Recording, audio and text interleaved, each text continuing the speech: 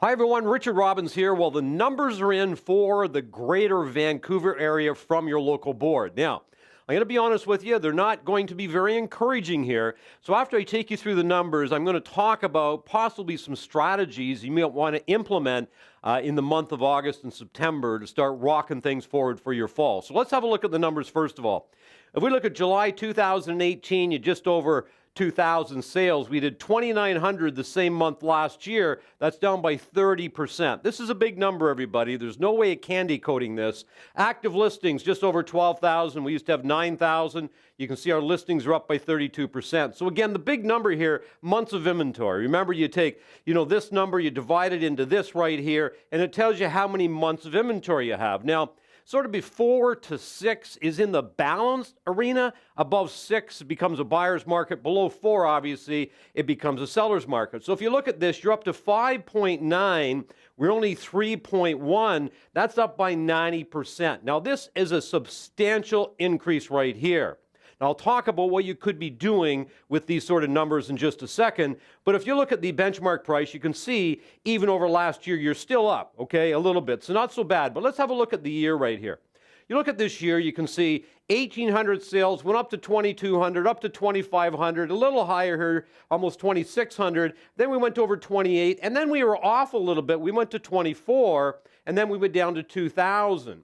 You can see the same thing. Inventory was going up, going up, going up, going up, just continued all the way up, which means your months of inventory, right? 3.8, 3.5, 3.3, 3.8, and 4 and 4.6. So in here, you still got a relatively strong market. So in other words, the buyers are out there, and there might be a lot of inventory in some sectors, like maybe expensive detached, but not a lot of inventory in, say, inexpensive detached, or maybe condo apartments. So what's happened? You're still in a pretty competitive market. But then we jump up here. But here's what I want you to look at. See, if you look here, you say our average, or I should say the composite benchmark price hasn't changed at all. It's remained the same. Now, why would it remain the same? Because look at, you're in a balanced market, right? See, 4 to 6 balances a market. Look what happens with the prices. So this is sort of cool. When you look at this, okay, you can see this here will always determine what direction your price is going to go. And between here, 4 and 6, you're balanced, and you can see what happened with price, okay? Now let's look at some different sectors. You look at detached, apartments, and townhouses. So again, months of inventory, we got 10 months of inventory. The board has 5.9, detached has 10 months of inventory. Very soft market, fully turned into a buyer's market, but again, an inexpensive detached would probably still be maybe a seller's market. You can see apartments 3.7, townhouses 5.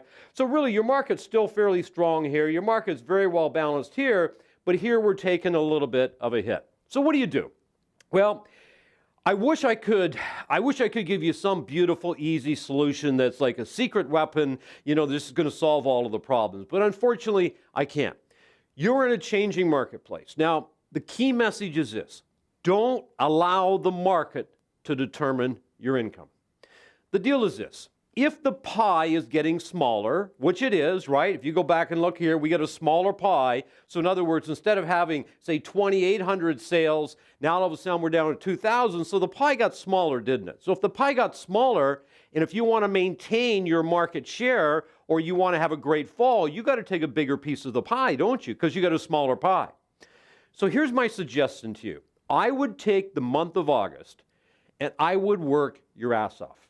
Now, that's if you're interested in having a great fall. If you're interested in, just cruising through, doesn't really matter, that's a whole different story. But if you want to get into the game and you want your fall to be highly productive, highly profitable, then I would suggest in the month of August, here's what you should be doing.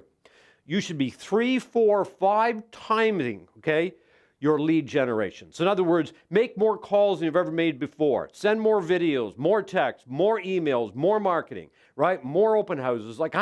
Get out there more than ever before, because the secret is what you got to do now. If there's fewer people, you got to meet more people. It's all a numbers game, right? Real estate is a numbers game, no matter how you cut it. So the secret is this. What you were doing before is not going to give you the results it was giving you before, is it? So what do you have to do? Turn up the volume, right? All of a sudden now you got to start to do more of it.